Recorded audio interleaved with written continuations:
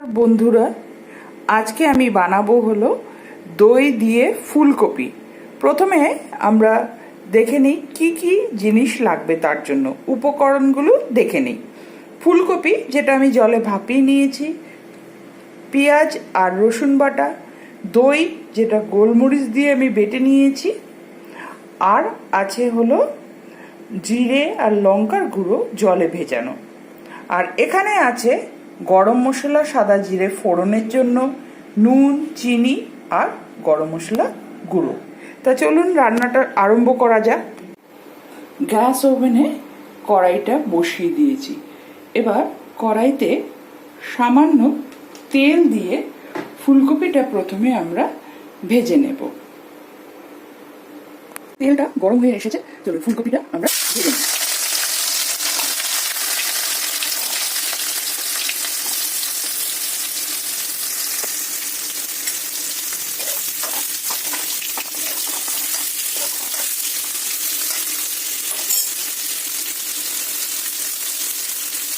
ফুলকপিটাকে আমরা ভালোভাবে ভেজে নেব।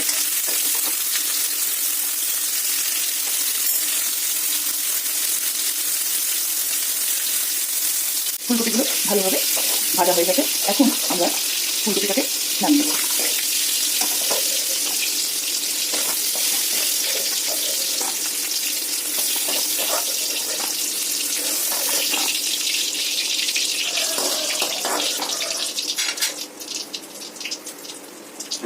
এবার কড়াইতে আর একটু সাদা তেল দিয়ে দিব, দিয়ে তেলটা গরম করে দেব।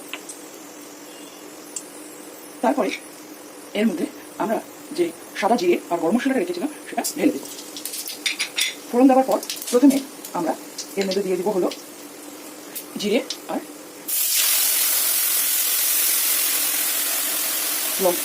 লঙ্কা বাটা। তেলটা গরম করে ওর মধ্যে জিরে আর গরম মশলা করে দিয়েছি। তারপরে জিরে আর লঙ্কা যেটা আমরা ভিজিয়ে রেখেছিলাম, জিরে গুঁড়ো আর লঙ্কা গুঁড়ো, সেটা ঢেলে দিলাম। এবার এর মধ্যে আমরা পেঁয়াজ রসুন বাটাটা দিয়ে দেবো। পেঁয়াজ রসুন বাটাটা দেওয়া হয়ে গেছে, এটা ভালো করে মিশিয়ে নেব। মিশিয়ে নিয়ে এর মধ্যে আমরা নুন দিয়ে দেবো। নুন দেওয়া হয়ে গেল, এবার এটাকে কষাবো। ভালো করে মশলাটা কষিয়ে নেব।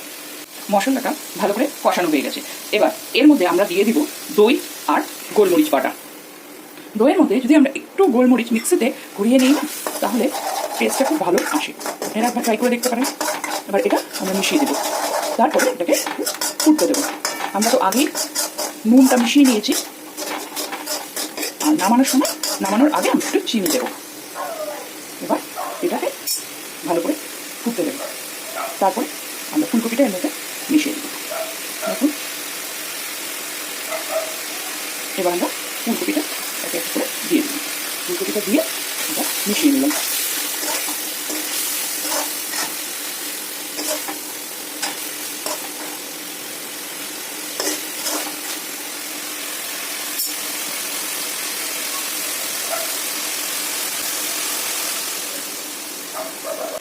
রান্নাটা প্রায় হয়ে এসেছে। এবার এর মধ্যে আমরা একটু কসুরি মেথি, ফ্রেশ কসুরি মেথি অ্যাড করে দিলাম।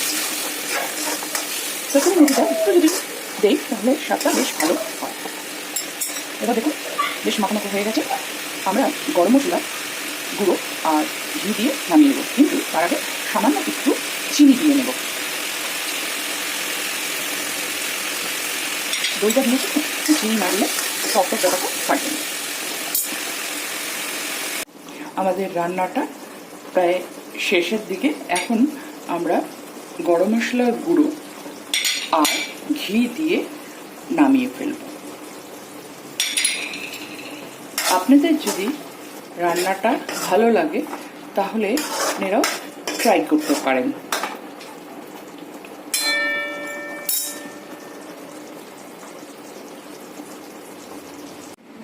আমাদের রান্নাটা হয়ে গেছে, আমি বাটিতে নামিয়ে নিয়েছি।